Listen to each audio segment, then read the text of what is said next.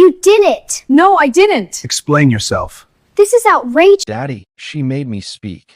The words came from his own daughter, his little girl, who hadn't uttered a single sound since her mother's tragic accident. Jack's heart froze as he turned to see the trembling child pointing at the new waitress, Zara, a young woman whose face seemed oddly familiar. Every muscle in Jack's body tensed. Could this stranger really be his lost daughter? The moment that should have been ordinary at his private club had shattered into chaos, suspicion, and secrets buried for years. In that instant, the line between vengeance, grief, and family blurred, and Jack realized nothing in his life would ever be the same. The grandfather clock in the hallway struck 3 in the morning, its chime echoing through the emptiness of the Marchetti mansion. Jack stood at the window of his study, a glass of whiskey untouched in his hand, watching the city lights blur into streaks of gold and red below. Behind him, the leather chair where Sophia used to curl up with her books sat empty, a ghost of warmth in the cold room. 6 months. 6 months since the accident had stolen his wife and left his daughter locked inside herself like a prisoner. Jack Marchetti had built an empire on fear and respect. Men trembled when he entered a room. Debts were paid on time, territories respected, loyalty absolute. He controlled the docks, the clubs, the flow of money through half the city's veins. But he couldn't control the silence that had swallowed his 8-year-old daughter whole. The door creaked open behind him. Romano, his most trusted lieutenant, stepped inside with the careful footwork of a man approaching a wounded animal. The shipment's secured, boss. No complications. Jack didn't turn from the window. Good. And a Russo situation? Handled. The word came out flat, final. Jack had dealt with Angelo Russo himself earlier that evening, a message delivered in the back room of the Red Lion Club.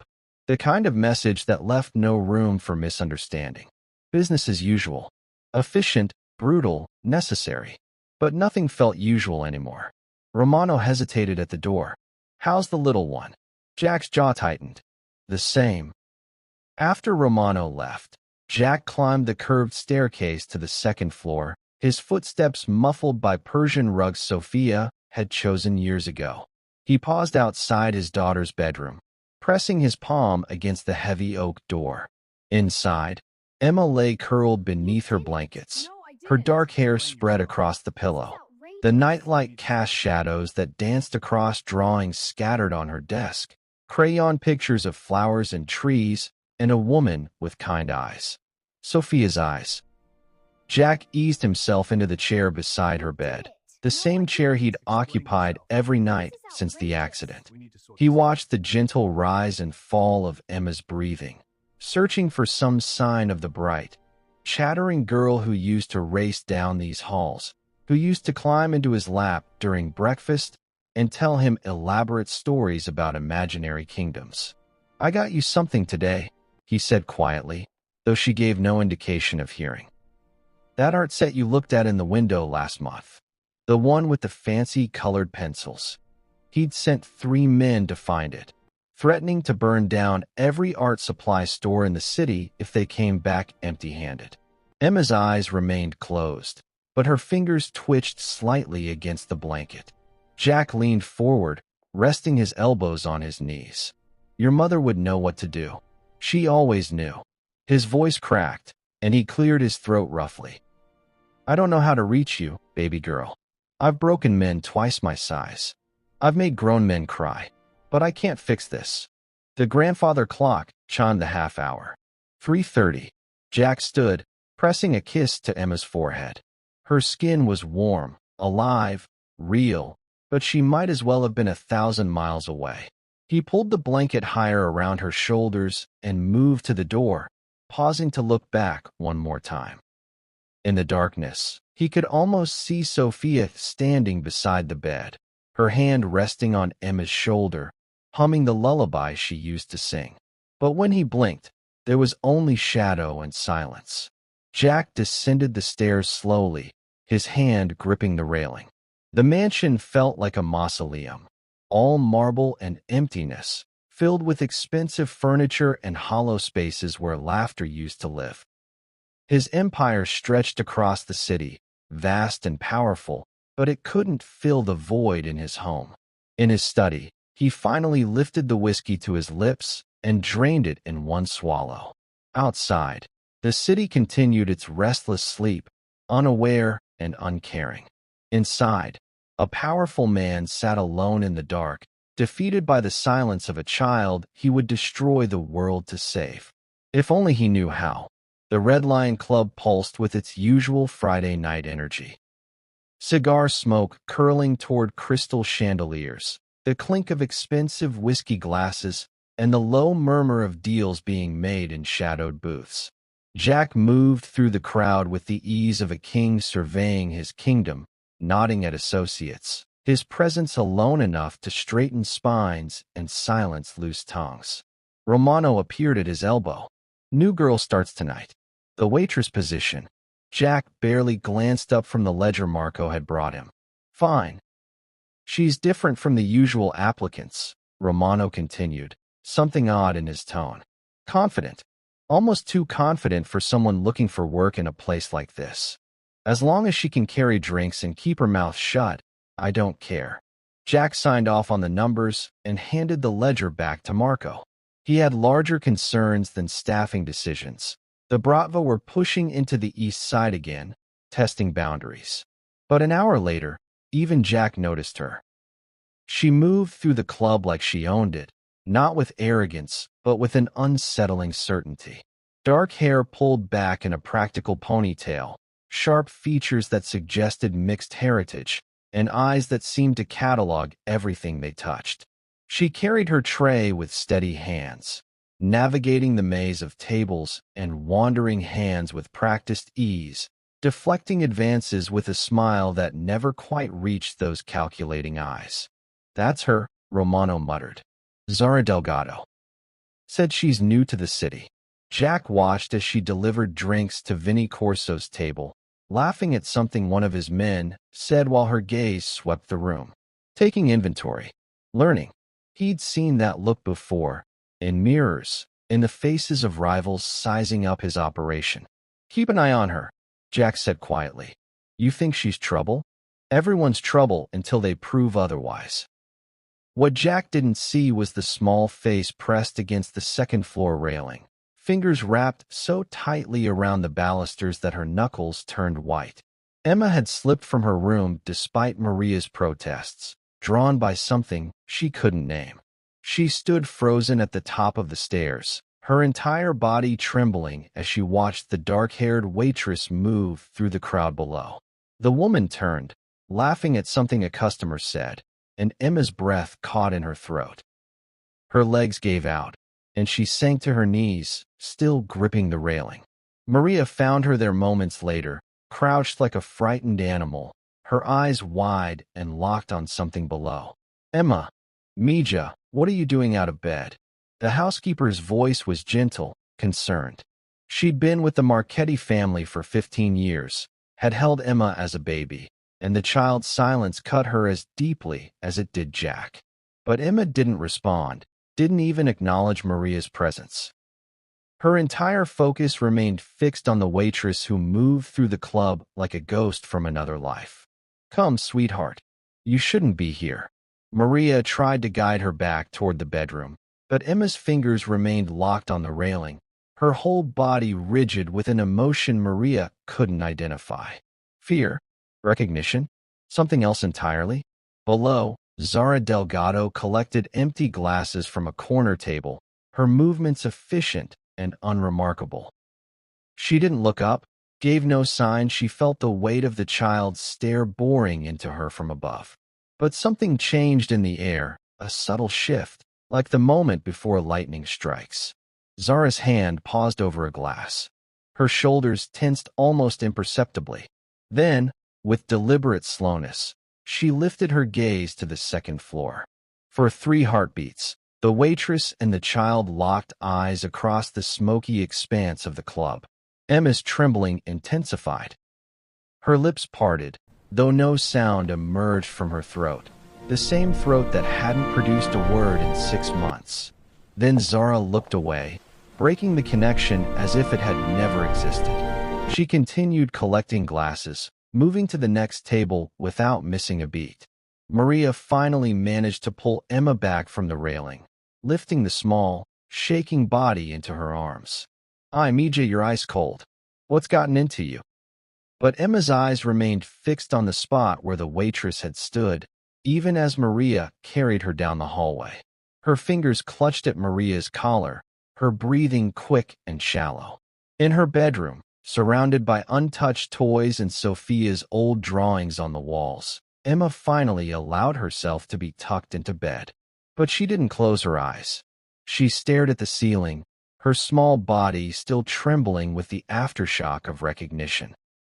And downstairs, Zara Delgado finished her shift with professional courtesy, collected her tips, and disappeared into the night. A stranger who somehow wasn't a stranger at all. Emma refused to eat breakfast. This wasn't unusual. Her appetite had been unpredictable since the accident. But Maria noticed the girl's attention wasn't on her untouched scrambled eggs. It was fixed on the doorway, her body angled toward it like a compass pointing north. She's been like this since yesterday, Maria told Jack quietly, refilling his coffee. Waiting for something. Jack looked up from his newspaper, studying his daughter. Emma sat rigid in her chair, her eyes never leaving the entrance to the dining room. When footsteps sounded in the hallway, just Romano passing by, her whole body tensed with anticipation, then sagged with what looked almost like disappointment. Waiting for what? Jack asked, though he suspected he already knew the answer. That evening, he found out. Zara arrived for her shift at 6, disappearing into the staff room to change into the Red Lion's standard uniform. Black dress, white apron, hair pulled back. Jack watched from his office window as she emerged onto the floor, professional and efficient as before. Then Emma appeared at the top of the stairs. Jack moved quickly, reaching his daughter before she could attempt the descent alone. But Emma didn't seem to want to go down. She wanted to be seen. She pressed against the railing, one small hand extended through the balusters, pointing directly at Zara. Emma, what? Jack started, but stopped when he saw his daughter's face. Her expression was desperate, pleading. She pointed again at Zara, more insistently, her other hand clutching Jack's sleeve and pulling, trying to make him understand something she couldn't voice. You want to go down there? Jack asked carefully. Emma's head shook violently. No. She pointed again, then pressed both hands to her own chest, then extended them toward Zara. A gesture Jack couldn't interpret, but one loaded with urgency. Below, Zara had paused mid-step, her tray balanced perfectly in one hand. She was looking up at them, her expression unreadable in the dim light. Jack felt something cold settle in his chest. Recognition. Connection. Something passing between his daughter and this stranger that he couldn't see or understand. Romano, he called, not taking his eyes off Zara. Take Emma back to her room. Emma's silent protest was fierce.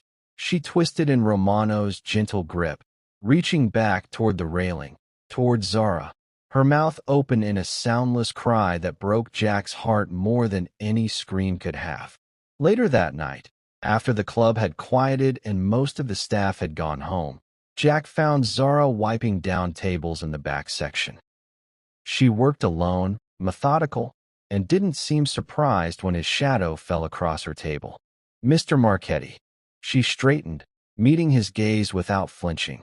Most people couldn't do that. My daughter seems to have taken an interest in you. Something flickered in Zara's dark eyes, too quick to name. I've noticed. Why? I don't know. The answer came easily, but Jack had spent 30 years reading lies, and this felt like truth wrapped around something else. Something hidden. You remind her of someone? Zara's hands stilled on the table. For a moment, she seemed to be listening to something only she could hear. Maybe, she said finally. Children see things differently than adults. Connections we've forgotten how to notice. The words hung between them, loaded with meaning Jack couldn't quite grasp. She hasn't spoken since her mother died, Jack said, watching for Zara's reaction. 6 months of silence. I'm sorry. And this, at least, sounded genuine. Zara's fingers traced an absent pattern on the table, and Jack noticed the calluses on her hands. Not the hands of someone who'd only ever waited tables. Loss like that, it changes people. Especially children. You have experience with that? Zara's smile was sad and distant. Everyone has experience with loss, Mr. Marchetti. Some of us just learned it younger than others. She excused herself shortly after, claiming an early morning commitment. Jack let her go, but the moment she left, he pulled out his phone. Dominic, I need you to run a background check. Full workup. He watched through the window as Zara disappeared down the street, her silhouette swallowed by shadows. Zara Delgado. Started working at the club 2 days ago. I want to know everything. Where she came from, why she's here, who she really is. Trouble? Dominic asked. Jack thought of Emma's desperate gestures, the trembling recognition in her eyes, the way Zara had looked up at his daughter with something almost like sorrow. I don't know yet, he said quietly. But find out. Upstairs in her bedroom, Emma lay awake, her fingers tracing patterns in the air, the same gesture she'd made toward Zara, over and over, as if repetition might unlock whatever door had closed between her words and her voice. And across the city, in a small apartment with bare walls and no personal photographs, Zara sat at her window, looking out at the lights she couldn't see, remembering a face she thought she'd forgotten, feeling the pull of something that shouldn't exist, but somehow, impossibly, did. It happened on a Tuesday afternoon, in the quiet hours before the club opened. Jack had brought Emma downstairs against his better judgment, tired of watching her waste away in that bedroom, staring at walls that held nothing but ghosts. She sat in his office, coloring listlessly at the small table he had brought in, while he reviewed shipment manifests with Marco and Vinny. The door opened. Zara entered with a coffee tray, part of her new duties helping prepare the club before evening service. Emma's crayon clattered to the floor. Jack glanced up, ready to dismiss Zara with a nod, but froze when he saw his daughter. Emma had risen from her chair, her small body trembling, one hand extended toward the waitress. Her mouth opened and closed, her face contorting with effort, with something desperate trying to break free. Emma. Jack was at her side in an instant, Marco and Vinny forgotten. What is it? Emma's hand remained pointed at Zara, shaking. Her eyes were wide, glassy with tears, and her breath came in short, sharp gasps. She looked like she was drowning, fighting against invisible currents to reach the surface. Zara had gone pale, the coffee tray gripped so tightly her knuckles whitened. I should, Daddy. The word was barely a whisper, rough and broken from disuse, but it shattered the silence like a gunshot. Jack's world stopped. Daddy, Emma said again, louder now, her voice gaining strength even as tears spilled down her cheeks. Daddy, she made me speak. The coffee tray crashed to the floor. Jack couldn't move, couldn't breathe. 6 months of silence, 6 months of grief and helplessness and prayers to a God he'd stopped believing in decades ago. And now his daughter's voice, small and real and impossibly alive, filled his office. Emma, his own voice broke. He dropped to his knees, pulling her into his arms, feeling her small body shake with sobs.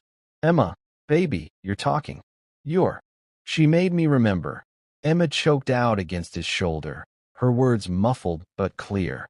She made me remember how. Jack looked up at Zara over his daughter's head. The waitress stood frozen, the spilled coffee pooling around her feet, her face a mask of shock and something else. Fear, recognition, confusion swirling together. What did you do? Jack's voice was rough with emotion and suspicion. What the hell did you do to her? Nothing. I didn't. I just brought coffee. She looks like Mommy. Emma pulled back from Jack's embrace.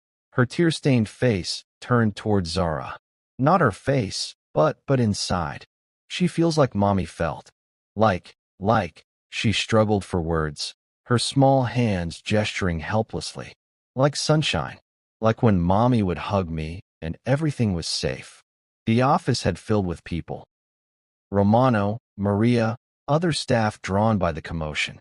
They stared in stunned silence as Emma spoke, her voice growing steadier with each word, as if remembering how to use it after months of darkness. Maria crossed herself, whispering prayers in Spanish. Romano's hand had moved instinctively toward his weapon, protective instincts triggered by Jack's tone. But Jack only had eyes for Zara, who looked like she might bolt at any second. "Don't move," he said quietly, and it wasn't a request. "Marco, take Emma to Maria. Now." "No." Emma clung to him. "Daddy, no, don't make her go." "Emma, sweetheart, just for a minute. I need to talk to Miss Delgado." Jack kissed his daughter's forehead, his hands shaking. "I promise, she's not leaving. But I need you to go with Maria, okay?" It took several minutes to separate Emma from him, her newfound voice calling back to Zara as Maria carried her from the room. "Don't leave. Please don't leave." When the door closed, Jack rose slowly, wiping his eyes with the back of his hand before turning his full attention to Zara. "Dominic's report came back this morning," he said, his voice deadly calm. "Zara Delgado doesn't exist.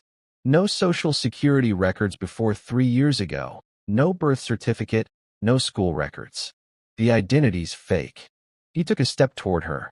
"So I'll ask you again, what did you do to my daughter?" "I told you, I didn't do anything." "My daughter hasn't spoken in 6 months. The best child psychologist in the state couldn't reach her. And then you walk into my club, and suddenly she's talking again." Jack's control was fracturing, emotion and suspicion warring in his chest. "Who the hell are you really?" Zara's composure finally cracked. "I don't know." The words burst out of her, raw and desperate. "I don't know why she reacts to me like this. When I look at her, I feel." She pressed a hand to her chest. "Like I'm remembering something I never knew. Like there's a door in my mind that's been locked my whole life, and she's trying to open it." Jack stared at her, seeing his own confusion reflected back at him. "Mr. Marchetti," Romano said carefully from the doorway. "Dominic's on the phone. Says he found something. About the accident." Jack's blood turned to ice. "What about the accident?" Romano's face was grim. "There was another car involved. One that was never found." He paused, swallowing hard. "And they never recovered they never found your wife's body." The words hung in the air like smoke, impossible and terrible. Jack looked at Zara, really looked at her. The age was wrong, the face was wrong, everything was wrong. But Emma's words echoed in his mind. "She feels like Mommy felt." "Get out," he said hoarsely. "Jack, get out." The roar tore from his throat. "Get out before I do something I regret. Romano, make sure she doesn't leave the city. And get Dominic in here. Now." As Zara was escorted from the room, Jack sank into his chair, his hands covering his face. His daughter was speaking again, a miracle he'd given up hoping for. But the cost of that miracle might be a truth he wasn't ready to face. In the hallway, Emma's voice carried back to him, calling for the stranger who'd given her back her words. And Jack sat in his office, caught between joy and terror, as the foundations of his carefully controlled world began to crack. The hospital records arrived at 3 a.m., delivered by Dominic himself, his face haggard from 48 hours without sleep. Jack spread them across his desk with trembling hands. DNA results, birth certificates, hospital admission forms from 23 years ago. Documents that rewrote everything he thought he knew about his life. "Twins," Dominic said quietly. Sophia had twins. Complications during delivery, severe hemorrhaging. They told you one baby didn't make it, remember? Jack did remember. The grief, the relief, the terrible bargain of losing one daughter to save the other. Sophia had been so weak afterward, barely conscious for days. They'd kept the surviving baby, Zara, they'd named her first, in the NICU for weeks. The attending physician was Dr. Marcus Holt. Dominic continued. Found dead 6 months later. Apparent suicide. He paused. The nurse who assisted the delivery? Disappeared. Relocated through witness protection after testifying against the Castellano family. The Castellanos. Jack's voice was hollow. He'd been at war with them back then, vicious territory disputes that had nearly destroyed both families. They took her as leverage. But something went wrong. Their operation got raided, records seized. In the chaos, the baby vanished into the system. Foster care, probably. Multiple placements. Dominic slid another file across the desk. This is where it gets complicated. Zara grew up as Zara Delgado. Bounced between homes, aged out at 18. No memory of anything before age 4. And Sophia never knew. Jack's fist crashed down on the desk. They let us believe our daughter was dead, and Sophia never knew she was alive. The DNA results stared up at him. Irrefutable. 99.9% probability of paternity. Zara Delgado was Zara Marchetti, his daughter, Emma's twin sister. The sun was rising when Jack finally called her back to the mansion. She arrived with Romano, weary and exhausted, her eyes red-rimmed like she hadn't slept either. They faced each other across his study, a powerful mafia boss and a waitress who wasn't a waitress, a father and daughter who'd been strangers for 23 years. I need you to understand something, Jack said, his voice rough. When they told me you were dead, I held Sophia while she screamed. For hours. I watched her break, watched the light go out of her eyes for weeks. And I couldn't fix it. His hands clenched. I buried an empty casket with your name on it. Zara's composure wavered. I don't remember any of this. I know. Jack pushed the DNA results toward her. But your body remembers. That's why Emma reacted to you. Twins have a connection that, his voice cracked, that survives even when everything else is stolen. Zara picked up the papers with shaking hands, scanning results she'd probably guessed were coming. When she looked up, tears streaked her face. I've spent my whole life feeling like something was missing, like I was incomplete. A bitter laugh escaped her. I thought I was broken. You're not broken. Jack moved around the desk, decades of careful distance crumbling. You're found. And I. The words stuck in his throat, rusty from disuse. I'm sorry. I'm so goddamn sorry I didn't protect you. You didn't know. I should have known. The rage finally erupted, not at her, but at the world, at the men who'd stolen her, at himself for failing to save her. You're my daughter. I should have felt it, should have torn this city apart until I found you. Zara stood frozen as this stranger, this father, collapsed under the weight of guilt he'd carried without knowing. And then, hesitantly, she closed the distance between them. The embrace was awkward, uncertain, two people who didn't yet know how to be family. But Jack held his daughter, his lost daughter, miraculously returned, and let himself feel the impossible grief and joy of finding her. Emma understood before either of them could explain. She's my sister, the little girl announced when Zara entered her room that afternoon, stating it as simple fact. That's why she feels like mommy. Because we're the same. Zara knelt beside Emma's bed, seeing her own eyes reflected in this child's face. Yeah, she whispered. I think we are. Emma reached out, taking Zara's hand. Will you stay now? Zara looked back at Jack, standing in the doorway. I don't know how to do this. Be part of a family. Neither do we, Jack said honestly. We're broken pieces trying to figure out how to fit together. But Emma found her voice because of you. That has to mean something. For the first time in 6 months, Emma smiled. A real smile, bright and genuine. She pulled Zara closer, whispering secrets and stories, words tumbling out after months of silence, as if she'd been saving them all for the sister she'd never known she'd lost. But peace never lasted long in Jack Marchetti's world. The call came that evening while Zara was reading to Emma. Romano burst into the study, phone in hand, his face grim. The Russos know. About Zara. About Emma talking. He paused. They're calling it a weakness, saying you're distracted. Angelo's making moves on the South Docks. Jack's jaw tightened. Of course they'd exploit this. In their world, family wasn't strength, it was vulnerability. Every person you loved was a target painted on your back. Double security on the mansion. No one gets near my daughters without clearance. The word felt strange on his tongue, but right. Daughters. Plural. And send word to Angelo. Tell him if he wants to test me. I'm happy to remind him why the Marchetti name commands respect. Jack, Romano said carefully. Maybe you should consider. Consider what? Sending them away? Hiding them? Jack looked toward the stairs, where he could hear Emma's laughter. Real, living laughter, for the first time in months. I lost one daughter for 23 years. I lost my wife. I'm not losing them again. Then we go to war? Jack met his old friend's eyes, seeing the concern there, the loyalty. If that's what it takes to protect them, we burn the whole city down.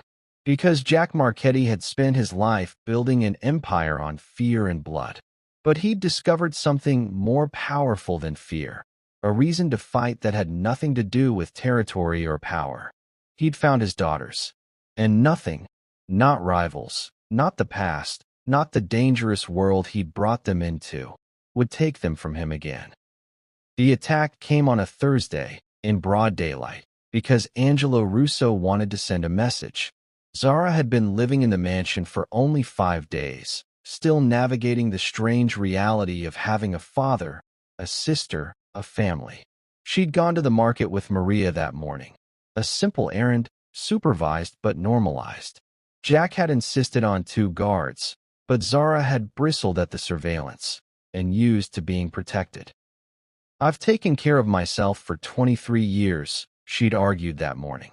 And now you don't have to, Jack had replied, his tone leaving no room for negotiation. But 2 guards weren't enough.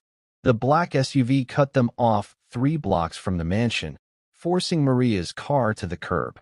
Zara saw the gun before Maria did. Years of survival instincts honed in foster homes and rough neighborhoods screaming warnings her brain could barely process. Down. She shoved Maria below the dashboard just as the first shot shattered the rear window. The 2 guards returned fire, but they were outgunned, outmaneuvered. One went down immediately, blood blooming across his chest. The other, Tony, managed to take out the driver before catching a bullet in the shoulder. 3 men emerged from the SUV, professionals with dead eyes and expensive weapons. They moved toward the car with practiced efficiency. Zara's heart hammered, but her mind went cold and clear. The same clarity that had kept her alive through 14 foster placements and 3 years on streets where girls disappeared without a trace. Maria, when I move, you run for that shop. She pointed to the bodega 20 feet away. Don't look back. Mija, no. I'm not asking. Zara grabbed Tony's dropped weapon from the street, checking the magazine with hands that didn't shake despite the terror screaming through her veins. 3 seconds. Go. She kicked the car door open, firing twice at the nearest gunman. The shots went wide. She'd never actually fired a gun before, but they bought Maria the second she needed to run. The men returned fire, forcing Zara behind the car. She could hear sirens in the distance, Romano's people responding, but distance meant nothing if she was dead before they arrived. Zara Marchetti, one of the men called out, his accent marking him as Russo family. Angelo sends his regards to your father. Says he's gone soft, collecting strays. Zara's jaw tightened. She popped up, fired again. This time her shot found flesh. The man screamed, grabbing his leg. Tell Angelo, she called back, ejecting the empty magazine and slamming in Tony's spare with shaking hands, that this stray has teeth. The remaining 2 men split up, flanking. Professional tactics meant to corner her, and it would work in seconds. Zara's mind raced through options, all of them bad. Then Tony, bleeding and pale, raised himself on one elbow and fired 3 times in rapid succession. 2 of the 3 shots connected, dropping one attacker. The last man standing hesitated, hearing the approaching sirens grow louder, calculating odds that were no longer in his favor. He fired one last shot, wild, desperate, that caught Zara's shoulder as she dove for better cover. Pain exploded through her arm, but she kept moving, kept the gun raised, kept herself between the shooter and Maria's hiding place. The man turned and ran, disappearing into an alley as Romano's convoy screeched around the corner. Jack arrived at the scene before the ambulances left, his face a mask of fury and fear. He found Zara sitting on the curb, pressure on her shoulder wound, arguing with the paramedic trying to load her onto a stretcher. Maria was wrapped in a blanket, shaken but unhurt. Tony was already en route to their private hospital. Zara, Jack's voice broke seeing the blood. It's through and through. I'm fine. She winced as the paramedic tightened the bandage. Maria's okay. That's what matters. You could have been killed. Yeah, well. Zara met his eyes, and Jack saw something there he recognized. The steel core that made someone survive when survival seemed impossible. They were coming either way. At least this way, I gotta shoot back. Jack knelt beside her, his hands hovering uselessly, wanting to touch but afraid to hurt. You shouldn't have had to. Jack! She caught his hand, her grip surprisingly strong despite the blood loss. I know what your world is. I've lived in dangerous places my whole life, just different kinds of danger. And if these bastards think they can use me to hurt you or Emma, her eyes hardened. They're going to learn I'm nobody's weakness. Romano approached, his expression grim. We got one alive. He's being transported to the warehouse. Jack's face went cold, the father replaced by the Mafia Boss. Good. I'll deal with him personally. He turned back to Zara. Get to the hospital. Get patched up. That's an order. Since when do I take orders? Despite everything, Jack almost smiled. Since you became a Marchetti. We're stubborn as hell, but we protect our own. He stood, helping her to her feet. And that includes you. That night, after Angelo Russo's man had told them everything they needed to know, Jack found Zara in Emma's room.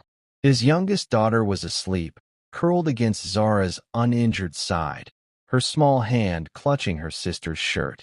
She wouldn't settle until she knew you were okay, Jack said softly from the doorway. Zara looked down at Emma, her expression tender and fierce all at once. I won't let anything happen to her. I know. Jack moved into the room, sitting in the chair beside the bed. Today, you proved you're not just a survivor, Zara. You're a fighter, like your mother was, like I am. Is that supposed to be a compliment in this family? In this family? It's the highest praise there is. Jack's voice was quiet but certain. I brought you into a dangerous world. I can't apologize for that. It's the only world I have. But I can promise you this. Anyone who comes for you or your sister will learn exactly why people fear the Marchetti name. Zara met her father's eyes across her sleeping sister. I'm not afraid, Jack. Maybe I should be, but I'm not. She paused. For the first time in my life, I have something worth fighting for. Jack's throat tightened. He reached out, squeezing her hand briefly. Welcome to the family, Zara. For better or worse. Probably worse, she said with a tired smile. Definitely worse, he agreed. But at least we're worse together. Outside, Romano doubled the guards, locked down the perimeter, and prepared for the war that was coming. Because Angelo Russo had made a fatal mistake, he'd thought Jack's daughters would be his weakness. He was about to learn they were his strength. The Red Lion Club had never been so quiet during business hours. Every table was filled, but the usual hum of conversation had died to whispers. The city's power players, legitimate and otherwise, had gathered for what Jack had cryptically called a family announcement. In their world, family announcements usually meant alliances, marriages, or blood debts being called due. No one expected what they got. Jack stood at the center of the main floor, flanked by Romano and his most trusted men. But all eyes were drawn to the two young women standing beside him. Emma, dressed in a simple blue dress Sophia had bought her last year, and Zara, wearing clothes that finally fit properly, her wounded shoulder healing beneath elegant fabric. "Most of you know my daughter, Emma," Jack began, his voice carrying through the silence. "Some of you sent condolences when she lost her mother, when she lost her voice." He placed a hand on Emma's shoulder, and she looked up at him with clear, bright eyes, so different from the haunted gaze she'd carried for months. She found it again, because family brought her back. He turned to Zara, and something shifted in his expression, pride mixing with the residual pain of lost years. 23 years ago, I was told my daughter died. I buried an empty casket. I mourned a child I thought I'd lost. His voice hardened. I was lied to. My daughter was stolen, hidden, erased. But she survived. She found her way home. The room erupted in murmurs. Jack let them process, let the implications sink in.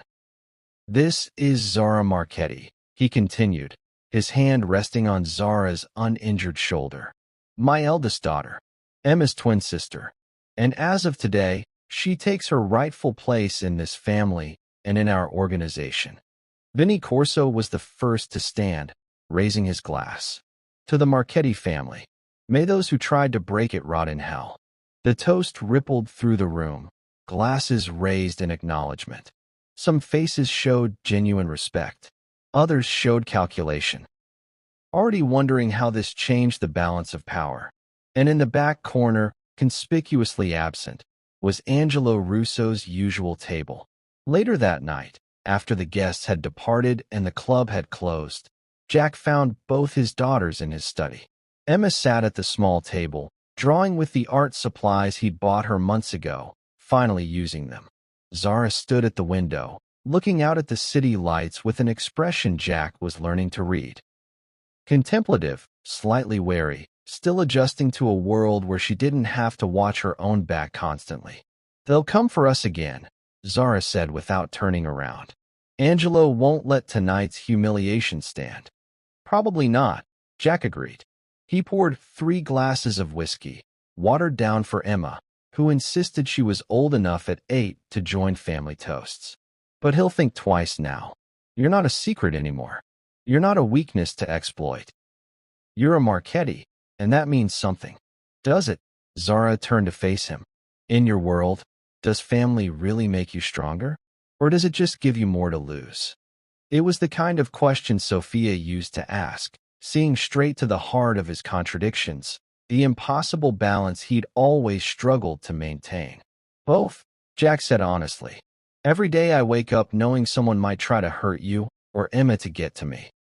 But every day I also wake up with a reason to be more than just another thug with a gun and a territory." He looked at Emma, who was watching them with quiet attention. "Your mother taught me that. Love doesn't make you weak. It makes you fight harder, smarter, more ruthlessly than you ever would for just yourself." Emma set down her crayon. "Is that why you're scarier now than before?" Jack blinked. "Am I scarier? Romano said you made Angelo's man cry." Emma stated matter-of-factly. "And that you told the Bratva if they ever looked at us wrong, you'd burn their operations to the ground." She tilted her head. "You never used to make specific burning threats before." Zara laughed, a real laugh, bright and unexpected. "She's got you there." Jack couldn't help but smile, even as he shook his head. "You shouldn't be listening to Romano's work conversations." "Then Romano shouldn't have them where I can't hear." Emma returned to her drawing, unbothered. In that moment, Jack saw it clearly. His family, rebuilt from broken pieces, scarred but healing. Emma, finding her voice and her spirit again. Zara, learning to trust after a lifetime of being let down. And himself, discovering that the empire he'd built meant nothing if there was no one to share it with. "We're going to have to figure this out as we go," he said quietly. "How to be a family in a world that doesn't really allow for families. How to protect each other without suffocating each other. How to—" "Jack!" Zara moved away from the window, crossing to where he stood. "We're already figuring it out. You think normal families have it all sorted? At least we're honest about being a mess." "A dangerous mess," he corrected. "The best kind." She clinked her glass against his. To dangerous messes and second chances. Emma scrambled from her chair, holding up her watered whiskey. And to Mommy, because she would have liked this. All of us together. Jack's chest tightened. Yeah, baby. She would have. They drank together. 3 people bound by blood and trauma, and the strange miracle of finding each other across impossible odds. Outside the study, Romano walked the perimeter with fresh guards, checking locks and sight lines. The mansion was a fortress now. Every entrance monitored, every approach covered. They'd tripled security after the attack, and Jack had made it clear his daughters were untouchable. But Romano had been in this business long enough to know that untouchable was a relative term. Angelo Russo was wounded and angry. The Bratva were watching for weakness. And there were always new players, new threats, new men who thought they could take what the Marchettis had built. He paused at the study window, looking in at Jack and his daughters, 3 silhouettes against the warm light, laughing at something Emma had drawn. It was a scene that didn't belong in their world, too soft, too vulnerable. But Romano had also seen what Jack became when those he loved were threatened. Had seen the cold fury in Zara's eyes when she protected Maria. Had watched little Emma stand up at tonight's gathering and tell the assembled bosses that anyone who hurt her family would regret it forever, with such sincere conviction that grown men had shifted uncomfortably. Maybe, Romano thought, the Marchetti family wasn't a weakness after all. Maybe they were the most dangerous thing in the city. Inside, Jack caught his daughter's stifling yawns. All right, bedtime. Both of you. I'm 23, Zara protested, but she was smiling. And you're recovering from a gunshot wound. Bed. Emma took Zara's hand, tugging her toward the stairs. Come on. I want to show you the star projector Mommy got me. It makes constellations on the ceiling. Zara let herself be pulled along, looking back at Jack with an expression that asked, is this real? Can I actually have this? Jack nodded. Asterisk, it's real. You're home. Asterisk. He watched them climb the stairs together, Emma chattering about stars and stories, Zara listening with the wonder of someone discovering what family was supposed to feel like. Then he returned to his desk, pulling up the reports Romano had compiled. Angelo Russo's operations were struggling. The Bratva were negotiating. The city was watching, waiting to see if Jack's moment of sentiment would be his downfall or his strength. Let them watch, Jack thought grimly. Let them wonder. Let them make their moves. Because Jack Marchetti had lost too much, fought too hard, and found too much to ever let his family be destroyed again. The Mafia world could throw whatever it wanted at him. He'd burn it all down first. Upstairs, Emma's laughter echoed through the mansion, real, living, joyful. The sound of a family restored, imperfect and dangerous and absolutely worth fighting for. And in the shadows of the city, enemies and allies alike heard that laughter and understood. The Marchetti family was whole again. God help anyone who tried to break them.